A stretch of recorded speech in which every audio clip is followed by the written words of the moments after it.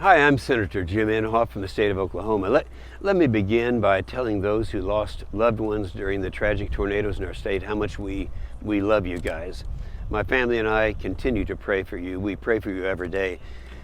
I've been in constant contact and communication with the Oklahoma Emergency Management and the Federal Emergency Management officials and the leaders of the Oklahoma National Guard you can see over here, and that the direct needs of those affected on the ground are being met.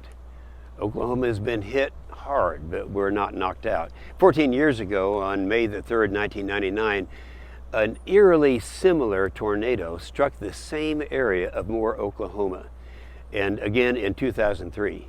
The images and the stories from the storm earlier this week are nothing new. Oklahoma will persevere and overcome this tragedy as we have demonstrated in the past. After the Oklahoma City bombing, we all remember that, in 1995, people saw the many ways Oklahomans took care of each other, from running toward the bombing instead of running away, to donating their blood and their time and their money. This daily display of neighbors helping neighbors became known as the Oklahoma Standard. After each disaster the people of Oklahoma face, the standard is exhibited again and again.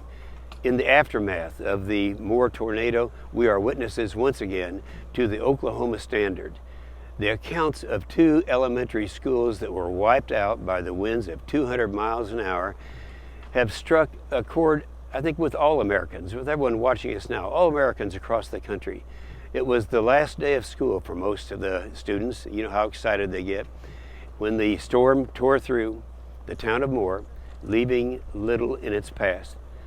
We're beginning to hear about the selfless acts Oklahomans demonstrated to ensure the safety and protection of their fellow neighbors and their friends and their students. Second grade teacher Tammy Glasgow kept praying with her students and reminding them how much she loved them. As she and their students took cover in the school closet, we had Susanna Haley. She was a first grade special education teacher in Briarwood Elementary School, suffered a severe injury when part of a school desk was impaled in the back of her leg while protecting the students in her classroom. The most heart-wrenching testimony I've heard is from the person who was responsible for matching the missing kids with the missing parents.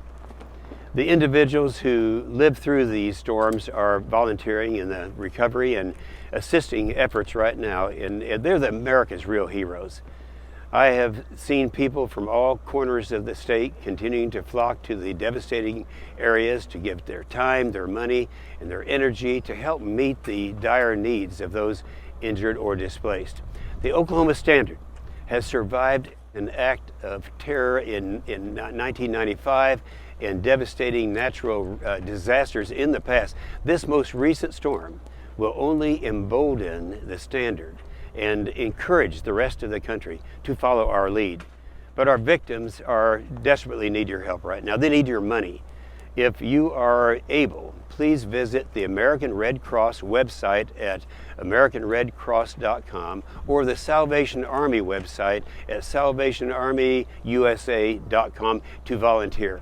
I can speak for all Oklahoma today when I thank you for your continued thoughts, your prayers, and your support as we begin the recovery process. Oklahoma is grieving and in pain, but the devastation such as this tends to bring us closer together as a country. I thank you for listening, and God bless those who are suffering today, and God bless the United States of America.